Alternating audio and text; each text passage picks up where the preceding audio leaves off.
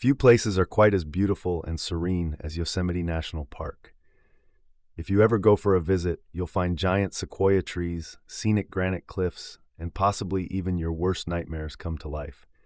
After all, some people have experienced sheer terror while visiting or driving through. Enjoy these allegedly true scary stories from Yosemite National Park. Now on to the story. July 19th, 2011. Every summer since I was 7, I would go out to California to visit my dad. He would take me up and down the state, visiting all the places a kid would want to go. As I grew older, he started to take me to national parks like Yellowstone, Redwoods, and Yosemite. During this year in particular, he wanted to go back to Yosemite and rent one of those tents you see in a village campsite. I was really excited since the last time we were there, we stayed in a hotel that was nearly 2 hours outside of the park.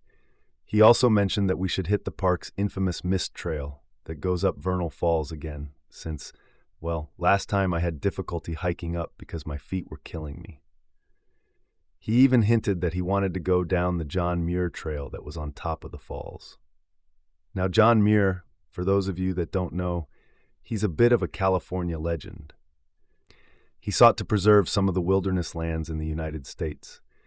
His most notable accomplishment was establishing Yosemite as a national park in 1890. But even after his death, the man had a hospital and a middle school named after him. The last bit of information that I want to point out here was during that year, Yosemite set a record of its waterfalls being 3 times more powerful than ever before, due to the amount of snow and rain it had received during the winter and springtime. I think it was even featured on the nightly news when Brian Williams was on there at the time. On the morning of the hike, both my dad and I woke with excitement. The two of us had trained for this day, with me being on the cross-country team for my school, and him working out at the gym. We were more than ready to take on such an amazing trail. We packed up our backpacks, put our hiking boots on, and drove my dad's SUV to the trailhead parking lot. When we got there, it was around 8:30 and the parking lot was already full. I guess there were a lot of people eager to see this once-in-a-lifetime moment. We had to park all the way over where Curry Village was. This will be important later. After a mile and a half, we finally made it to the trailhead. The first part of the mist trail is paved, and it has some steep hill inclines, but nothing too extreme. After you reach the end of the paved trail, you go across a footbridge over the stream that's at the bottom of the falls. However, that little stream was a full-blown rapid river. Now keep in mind, the park at the time had a very limited amount of signs and guardrails around the water areas, so it wasn't uncommon to see people wander off the trail to be by the stream to sunbathe or dip their feet in. Kids would also want to go in and splash each other like they were at a water park. My dad and I were also guilty of going off the trails to take pictures and such. Some of the pictures I provided for you guys will show just how easy it is to be by the water. As for the park rangers, some of them didn't really mind it at the time. In fact, it was kind of nice having people explore the park, just as long as they were cautious and used good judgment. I haven't been back to Yosemite since this event, so I don't know how strict they are now with this trail. I forgot to mention earlier, but the trail isn't for everybody once you pass the footbridge. It's all uphill, and you have to climb up these stone steps. Some of the stone steps have been eroded or washed away over the years, which made it extra difficult to climb in certain areas, especially when it got to be really narrow. You also have to combat the mist from the falls and not lose your footing. Otherwise, you might fall over the edge and go into the water. After our short break, my dad and I began to head up Vernal Falls. And like I mentioned earlier, the mist from the falls was intense, but it was rewarding in a way. When we got to the top, it was almost noon, and we were ready to tear open our lunches. But before we did that, we went over to the John Muir trailhead while taking some along the way. The trail wasn't too long, but if we wanted to get back to the parking lot, we would have to take another trail, which took way longer than the mist trail. We came to the conclusion that we would think about it during lunch, since our hunger was now overwhelming. That's when my dad asked me if we should eat by the falls or find a quieter place. Till this day, I still don't know what made me blurt out that we should find a quieter spot away from the falls and the other noisy tourists. My dad agreed, and we made our way up the river to the point where it became a small creek, and we sat down at the picnic area. There was no one in sight, and all we could hear was the water flowing in the stream and the birds chirping. As we finished up, we saw a bunch of people coming from every direction, and they weren't walking or running. It was as if they were in a rush to get somewhere, but they didn't know where to go. We didn't think anything of it and decided to head over to the stream before we went back to the falls. Now, to get to the stream, you had to walk over a bunch of rocks that were fun to climb and jump over. We approached one such jump over a gap.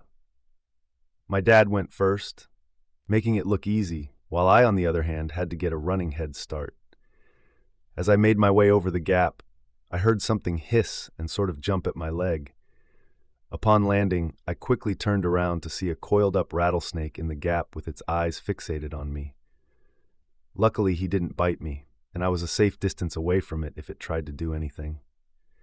I called out for my dad, who was like Indiana Jones when it comes to snakes. I pointed out the snake, and when he saw it, his face turned a pale white. I laughed as he backed away in fear, and as he did that, another hiker was making their way right for the gap. I immediately told him to go around, but he had a confused expression on his face. Then once he came around to our side and saw the rattlesnake, he took out his phone and took pictures and videos of it. At this point, my dad had had enough, and he made his way to the stream, to which I followed, hoping that guy wouldn't get bit. The creek was pretty shallow, and it was hard to believe that it turned into this roaring waterfall.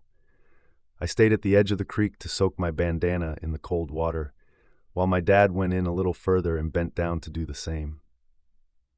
Then all of a sudden, this Middle Eastern guy came out of nowhere and began talking to my dad in a frantic voice. He said something along the lines of, "Sir, you are not allowed to be in there. Please get out of the water." Like I mentioned earlier, it wasn't uncommon to see people by the water, especially near a small stream like this one. It was very odd, though, because this guy wasn't a park ranger, nor was he dressed for hiking.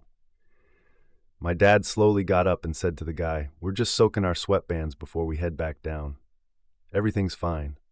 The man grew more serious, more concerned. "Sir, please, you need to get out of the water now. It's very dangerous. I just saw 3 people die right from where you're standing." Then the man turned to me and said, "Son, if you value your father's life, you have to get him out of there." I was completely speechless at this point, but my dad was ignoring the man's pleas. But before either of us could say or do anything, the man ran off trying to warn other tourists that were getting close to the water. After he was out of sight, my dad got out and we grabbed our backpacks and headed toward the falls. As we were walking, I asked my dad what the guy meant when he said that he saw 3 people die just by standing in a small stream. He looked at me confused as well, but reassured me that maybe they fell in and hurt themselves or something like that. That confused me even more. The stream was not as powerful as the falls, so how could someone lose their footing and die like that? The thought didn't last long, because I was then distracted by the crowd of people that were gathered around the area where I'd spotted the rattlesnake. We wanted to find a park ranger so that no one would get hurt, but for some reason, there wasn't one in sight. We kept walking until we finally made it to the falls, and at that point, we were already exhausted from the hike up. We then decided to go back down the mist trail. When we got to the trailhead, there was a large crowd of people blocking the trail. Impatiently, we made our way through the group of confused hikers, and that's when we saw the caution tape all along the trail itself. There must have been 15 park rangers scouting the area and telling hikers coming up the trail to turn back immediately. Someone asked the park rangers why they were closing off the trail, and in the most calm and professional tone, the park ranger replied, "Oh, everything is all right. There was a dead animal that was found on the trail, and the smell is really unbearable. We're trying to remove it, but for now the mist trail is closed until further notice. Down here, we'll have to take the John Muir Trail to get back down." Right away, I knew something was off. There was way too much caution tape for just one dead animal, and why would they be taping off the edges that were near the falls? Also, the two park rangers that were on the trail weren't looking on the trail itself, they were looking down into the water. Then I heard static on one of the radios. All I could make out was something about missing hikers. The John Muir Trail turned out to be a pretty nice detour. That was until we hit the Panorama Trail. It was caked in horse droppings and the smell was as bad as you could imagine, but it went on for 10 miles. We caught up with some of the other hikers along the way, and they were speculating about what actually happened. One said that it was a bear that died, and the rangers had to get a dump truck to haul it away. Another said it was a moose or a deer. I swear it's pretty funny what people come up with in these types of situations, but all of them would be wrong. About 2 hours later, we all finally got to the bottom of the trail. My legs felt like jelly at that point, and we still needed to get to the parking lot. On our way there, we spotted a park ranger standing guard at the missed trailhead. Curiosity got the better of my dad, and he went over to the ranger, asking what actually happened. The ranger, knowing that my dad was not buying the whole dead animal story, let out a sigh, and with a hesitant expression on his face, answered. There were these 3 hikers that were part of a church group. They all decided to go over the railings that were near the top of the falls to take some pictures. The first victim went into the water and eventually lost their footing and fell. It was only a matter of time for the current to take him down the waterfall. Then 2 more hikers went in to try to save him, but they also lost their footing and they were overtaken by the current. It was at this point people who were witnessing this occurrence discouraged others from jumping in unless they wanted the same to happen to them. If the drop didn't kill them instantly, then the rocks below would have torn them apart. The trail was closed shortly after in fear of one of their bodies being found on it. I sat there mortified. If we had decided to eat our lunch there, we would have been part of the many dozens of people that witnessed this horrible event, unable to do anything but stand there watching as 3 people fell to their fate. What the ranger said next still haunts me to this day. Due to the falls and rapids being as powerful as they are now, we can't recover the bodies until it dies down in October or even November. My heart sank into my chest, thinking about the friends and family members of the victims waiting so long for there to be a recovery operation. We got into the car, our legs were aching from that 12-mile hike, and for the rest of the way back, it was silent. I never brought it up again to my dad, and that was that. I still think about that guy who told me and my dad to get out. I don't know what I would have done if my dad was one of those victims. This just goes to show you that no picture is worth risking your own life. A later article would follow up on the bodies being recovered. I'll summarize it here. Hormiz David, 22 years old, the first to be discovered a month after the incident. He was pinned against a boulder 240 feet downstream. Ninos Jacob, age 27, found on November 29th, trapped under towering boulders that weren't visible until the river level was at its lowest. Then that following Saturday, Ramina Badal, 21 years old, was found. The 3 of them were from the close-knit community of Central Valley Christians from the Middle East. My heart goes out to the friends and families of the victims. I believe this photo I took may have shown the victims before they died. May they rest in peace.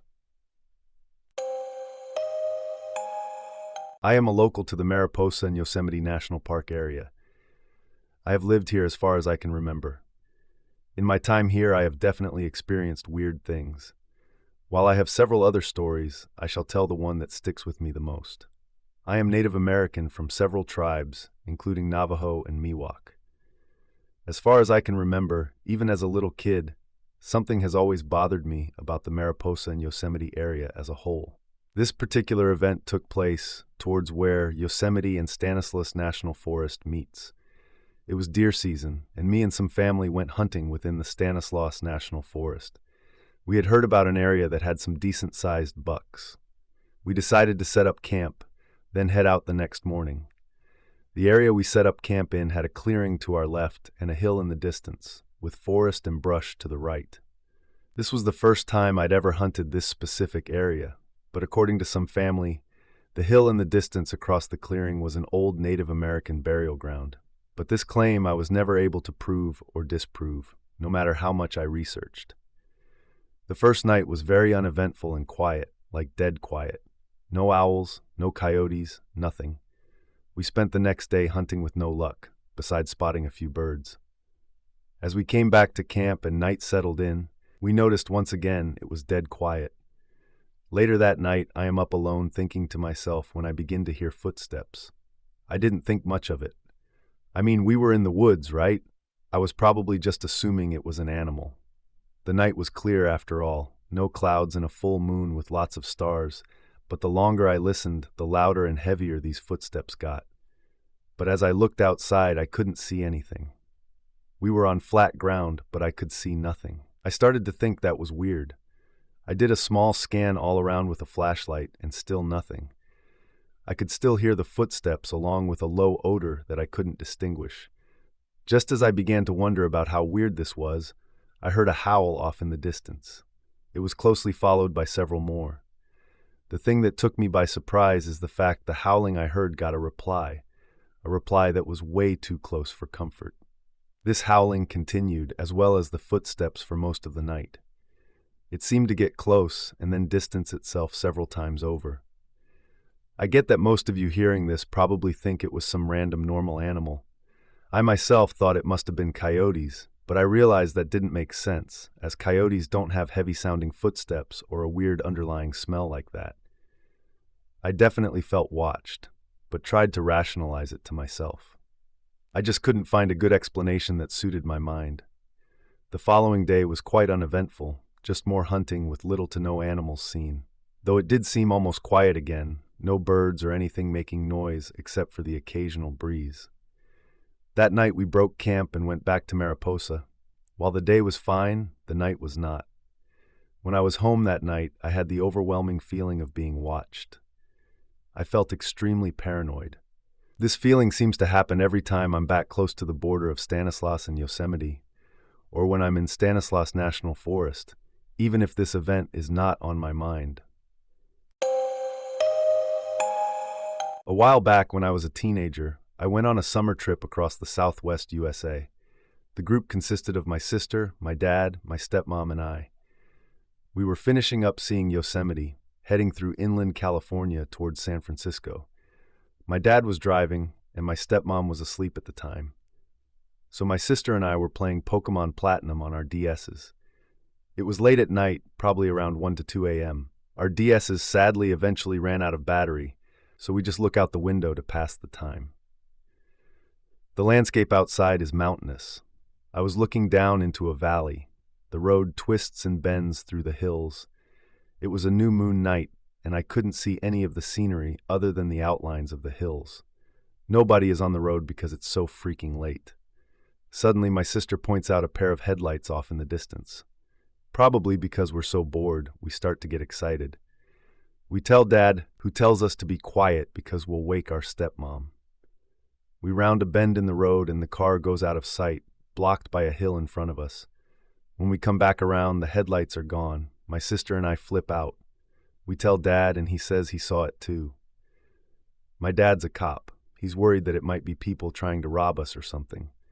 So he wakes up my stepmom. We drive around looking for the car. On my side, it's a straight drop down into the valley below. On my sister's side, it's the face of a cliff. There was nowhere for the car to go, but forwards or backwards. We go slow. Dad turns on the brights. We all get a good look around. Our headlights eventually reflect off of something. Dad drives us up to investigate. It's an old brick archway from the 30s, it looked like. Maybe later. It leads into a tunnel crudely cut into the mountain. Dad parks the car, taking his flashlight and 9mm, and gets out. My sister and I go with him, but stepmom stays in the car. We walk down the tunnel, which to us kids looks like it could go on forever. After a while of walking, we see something in the distance. It's the car. It looked like one of those old cars from the 40s or 50s. Dad keeps his 9mm steady at his hip as we approach. The car was running, but oddly enough, there was no one inside. We get creeped out. My dad looks around to see if the driver is around anywhere. Suddenly, the car just takes off down the tunnel. My sister panics and freaks out, crying and running back to our car. Dad takes off after her. I ran too, trying to follow the car myself. It seems like I go on forever until I finally see a light. What the heck is inside this mountain, I wonder, and how deep does it go? I get to the end of the tunnel, and it's the valley during the day. I wasn't in there that long, was I? The car was also gone, and the road as well, for that matter. I looked around for the road, but I could not find it at all. Heading down into the valley, I see one of those wagon trains formed into a circle. It seems out of place, out of time, it doesn't make sense, but I swear I see them fighting off an attack by a Native American tribe. I can hear gunshots. I suddenly realize where the heck I am. I turn around and run back into the tunnel. I keep running until I see the light at the other end. It's our car. I get inside as fast as I can. Dad takes off and I tell everyone what I saw. Everyone is shocked except stepmom, who's skeptical of it all. Eventually we hear sirens behind us, and Dad pulls over. A state trooper walks up to the window. He tells Dad he was going over the speed limit. You know, you folks ought to be careful around these parts. Strange things are known to happen on this highway. I swear I saw him wink at me when he said that. He lets Dad off with a warning, and my stepmom takes the wheel.